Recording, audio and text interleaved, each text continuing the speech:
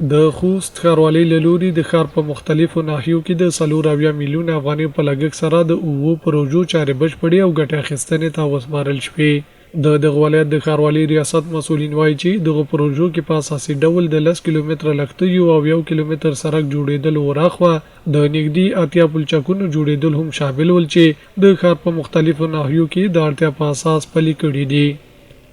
نو موږ د تفصیلي پلان مطابق کوشش دا کولو چې خوست ښار ته پراختیا ورکړو.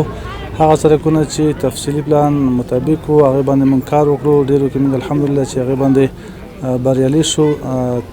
کورونه یې سرته ورسېدل. بعضې داسې پروژې دي چې اوس هم په جریان کې دي.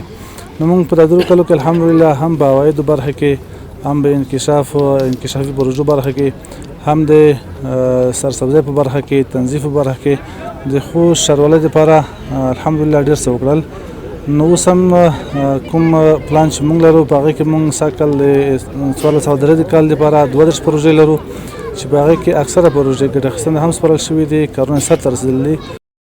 د خوست ولایتي مسؤلین زیاتوي چې د ښار په مختلفو ناحیو کې د اړتیا په اساس د 90 میلیونه افغانۍ په لګښت سره پلان شوي د 9 نوي پروژو چارې هم پیل شوي دي چې پکې د حکومتي ادارو پیاده‌روونه، د ښار روښنایي پروژه، د مرکزي کانال ترمیم، 6 عمراني یا کوچنۍ پروژې، ښار ته دخولي دروازه، د خوست پکتیا د 2یم لاین د لښتیو جوړېدل، د ښاروالۍ احاطه کې د نوي تجارتي مارکیټ جوړېدل او د ښار د 9مې ناحیې لپاره د اداري تعمیر جوړېدل هم پکې شامل دي. یو هغه پروژې چې نوي پیلېدونکې دي ولس ته به د هغې خدمات وړاندې کېږي انشاءالله په راتلونکي کې. یا د پروژې د ښار په مختلفو ناحیو کې د اړتیا په اساس پلان کې شامل شوي دي.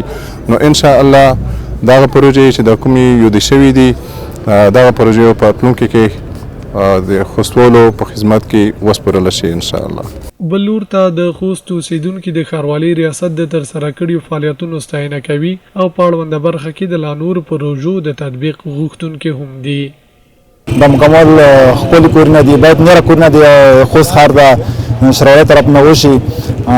لټې په باره کې چې زه وایم چې لټې نه مکمل ها د شپې چې کله تاسو روشئ د ښار چې ووینئ چې ډېر ښایسته برېښي د لټې سره. بل دا سړکونه چې مخکې لښتي نه لرل لښتي جوړ کړل. د لښتیو کې کومې اوبه چې راځي مخکې به چې راتلې بل سړکونه هر څه به مکمل د ګن وکارې په سړکې پوست تالول. اوس په لښتي چې جوړ شول دا ګن حساب کتاب ټول بهر ځي. دغه پیاده‌روي نه په ښه کې او د سړکي نه په ښه کې او بله به د دغه د سړک د لښتۍ ساري نه باید بند شي ځکه چې دلته ښار دی. خلک سي خلک چې ګرونه لویږي ما چا پښه خوږ نه شي چا لوس خوږ نه شي. د دې په خاطر د سړي نه باید بند شي. د کومه ترتیب روان دی ډېر ښکلی ترتیب روان دی. دا باید په دغه ترتیب وشي. د یادونې ده چې سږنی 1403 هجري شمسي کال کې د خوست ښاروالۍ له لوري د ښار په مختلفو ناحیو کې 32 بېلابېلې پروژې پلان شوي چې ځینې یې ګټې اخیستنې ته وسپارل شوي او د ځینو نورو یې چارې لا هم دوام لري.